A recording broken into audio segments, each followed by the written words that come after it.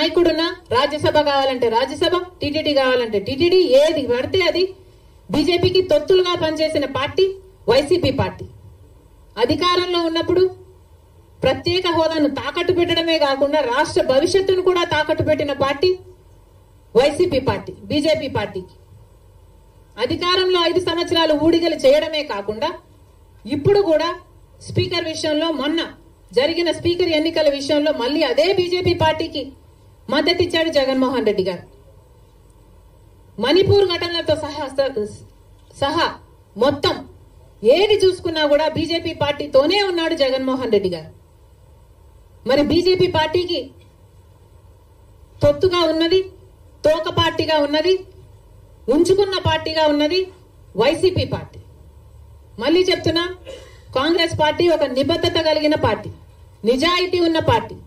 మేము ఎవరికి అక్రమంగా ఏ పార్టీతో పొత్తులు పెట్టుకోలేదు, సంబంధాలు పెట్టుకోలేదు వైసీపీ పార్టీ లాగా. మళ్ళీ చెప్తున్నాం, రాజశేఖర్ రెడ్డి గారు ఈజ్ అ కాంగ్రెస్ మ్యాన్.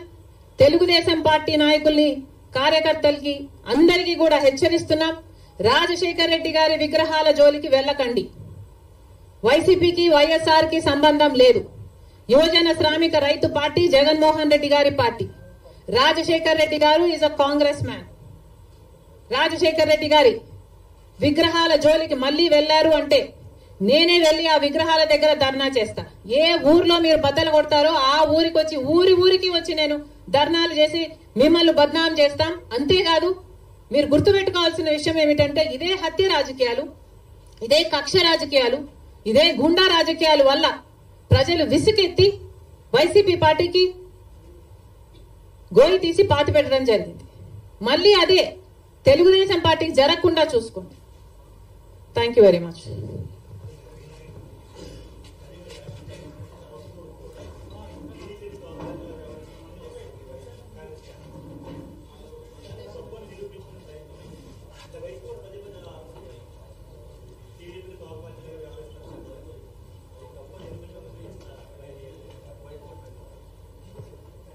కాదమ్మా, కాంగ్రెస్ పార్టీ ఎవరికి తోక పార్టీగా మేము ఎవరికి ఎప్పుడు వ్యవహరించలేదు కదా. మీరు ఎట్లా నిరూపిస్తారు మేము తోక పార్టీ అని? నేను ఇన్ని ఉదాహరణలు ఇస్తున్నా కదా, జగన్మోహన్ రెడ్డి గారు బీజేపీకి ఎలా తోక పార్టీగా మారారు, ఎలా తోక పార్టీగా ఉన్నారు అని నేను ఇన్ని ఎగ్జాంపుల్స్ ఇచ్చా, ఇన్ని ఇన్స్టెన్సెస్ ఇచ్చా కదా. మణిపూర్ అయితేనేమి, స్పీకర్ అయితేనేమి, మీరు బీజేపీ పార్టీ వాళ్ళకి అధికారం ఇవ్వడం అయితేనేమి, మీరు అధికారంలో ఉన్నప్పుడు వాళ్ళు బిజినెస్ లీడర్ అయితేనేమి, ఇవన్నీ మేము చెప్తున్నాం. మీరు నిరూపించండి. కాంగ్రెస్ పార్టీ ఎక్కడ తెలుగుదేశం పార్టీకి తోక పార్టీగా ఉన్నారు? ఒక్క చోట అంటే ఒక్క చోట కూడా మేము బీజేపీ పార్టీకి కానీ, తెలుగుదేశం పార్టీకి కానీ, పవన్ కళ్యాణ్ పార్టీతో గాని మాకు ఎటువంటి, వైసీపీ పార్టీతో కూడా ఎటువంటి సంబంధాలు లేవు. Congress party is the only opposition in the state of Andhra Pradesh. Because ఒక పక్క బీజేపీ పార్టీ ఉంది, ఆ బీజేపీ పార్టీతోనే కలిసి ఉన్నారు తెలుగుదేశం పార్టీ అయినా, వైసీపీ పార్టీ అయినా, జనసేన పార్టీ అయినా. బీజేపీ పార్టీ ఆంధ్ర రాష్ట్రంలో ఈ రోజు వరకు కూడా రాజ్యం ఏలుతుంది. కారణం ఏమిటి అంటే, బీజేపీకి అర్థం ఆంధ్రప్రదేశ్ లో బాబు, జగన్, పవన్ కాబట్టి. వీళ్ళలో ఏ ఒక్కరు అధికారంలో ఉన్నా బీజేపీ పార్టీ అధికారంలో ఉన్నట్టే. ఎందుకంటే బీజేపీ పార్టీతో వీళ్ళు పొత్తులు పెట్టుకున్న పార్టీలు. ఒకరు సక్రమంగా పెట్టుకుంటే ఇంకొకరు అక్రమంగా పెట్టుకున్న పార్టీలు. అంతే తేడా. ఒకరు బహిరంగంగా పెట్టుకుంటే ఇంకొకరు రహస్యంగా పెట్టుకున్నారు. అంతే తేడా. కానీ ఆ మొత్తం బీజేపీతోనే ఉన్నారు. జగన్మోహన్ రెడ్డి గారైనా, చంద్రబాబు గారైనా, జనసేన పవన్ కళ్యాణ్ గారైనా. ఒక్క కాంగ్రెస్ పార్టీ మాత్రమే ప్రజల పక్షాన నిలబడింది, ప్రతిపక్షంలో నిలబడిన పార్టీ ఈ రోజు ఆంధ్ర రాష్ట్రంలో.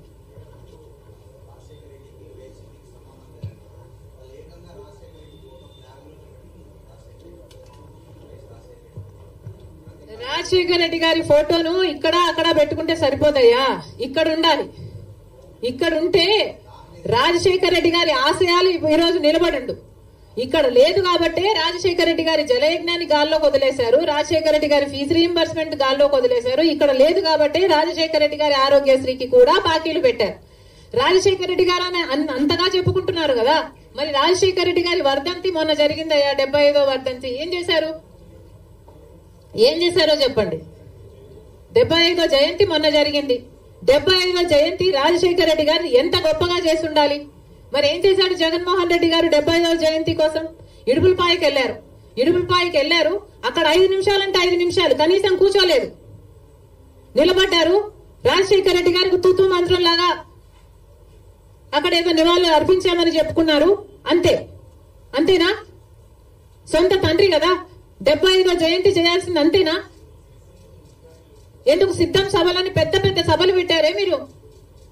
పెద్ద పెద్ద హోర్డింగ్లు పెట్టుకున్నారు కదా, కోట్లు ఖర్చు పెట్టారు కదా, ఒక్కొక్క సభకి 30 కోట్లు 40 కోట్లు ఎంత ఖర్చు పెట్టారు సిద్ధం సభలకు? మరి రాజశేఖర రెడ్డి గారి కోసం ఒక సభ ఎందుకు పెట్టలేదు మీరు? 75వ జయంతి కోసం కనీసం ఒక సభ పెట్టడం కాదు కదా, కనీసం వైసీపీ నాయకులు కార్యకర్తలైనా కలిసి నివాళులు అర్పించారా? ఏం చేశారు మీరు? ఇలాగైనా రాజశేఖర రెడ్డి గారి జయంతి జరుపుకోవాల్సింది. 75వ జయంతి కదా, స్పెషల్ కాదా? మీకేం అనిపించలేదా?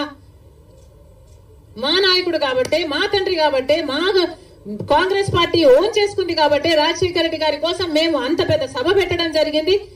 దానికి పెద్ద పెద్ద నాయకులు, ముఖ్యమంత్రులతో సహా, పక్క రాష్ట్రంలో ఉన్న వాళ్ళతో సహా, మంత్రులతో సహా రప్పించడం జరిగింది. సోనియా గాంధీ గారు అయితేనేమి, రాహుల్ గాంధీ గారు అయితేనేమి, రాజశేఖర రెడ్డి గారి కోసం అంత గొప్ప గొప్ప మెసేజ్లు ఇప్పించడం జరిగింది. ఇవన్నీ మేం చేశాం. మీరేం చేశారండి? మీరా రాజశేఖర రెడ్డి గారి వారసులు? ఏం చేశారు మీరు రాజశేఖర రెడ్డి గారి 75వ జయంతి కోసం?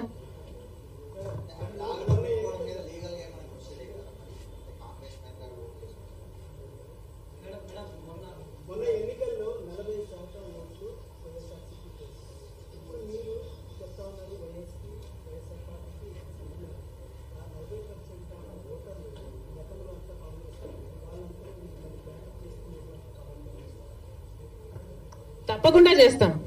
ఎందుకు చేయకూడదు? ఏ 39% వైసీపీకి ఓట్లేసిన వాళ్ళు ఉన్నారో వాళ్ళందరూ చంద్రబాబు గారు ముఖ్యమంత్రి కాకూడదు అని ఓట్లేసిన వాళ్ళు.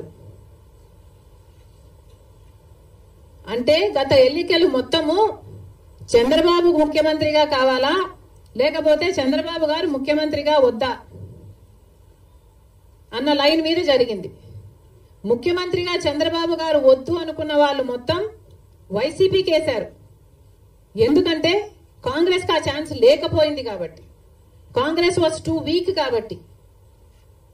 కాబట్టి ముఖ్యమంత్రి స్థాయిలో చంద్రబాబు వద్దు అన్న వాళ్ళు జగన్మోహన్ రెడ్డి గారికి వేశారు. తప్పితే జగన్మోహన్ రెడ్డి గారు ఫ్యాన్స్ ఏం కాదు. వాళ్ళంతా కాంగ్రెస్ పార్టీ నుంచి అక్కడికి పోయిన వాళ్ళే. వాళ్ళంతా మా వాళ్ళండి. మా వాళ్ళని మళ్ళీ మేము ఓన్ చేసుకోవడంలో తప్పేముంది? ముమ్మాటికి ట్రై చేస్తాం. The 39% is actually belongs to the Congress. మా ఓటు బ్యాంక్ అది. చూపిస్తాం అది కూడా 2029 కల్లా.